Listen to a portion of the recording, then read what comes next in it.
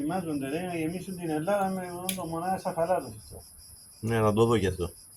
Τι. Άσε πρώτα να το δούμε. Μα αν δεν το κάνει δεν θα γίνει νερό. Δεν μπορεί να τα αφήσει Και ξέρεις και πολύ που τους ενδιαφέρει.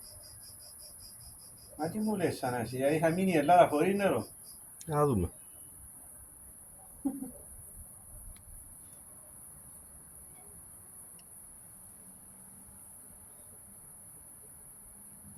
Εκεί υπάρχουν κατάλληλα σημεία για να γίνουν υδατοφράκτες στην Ελλάδα.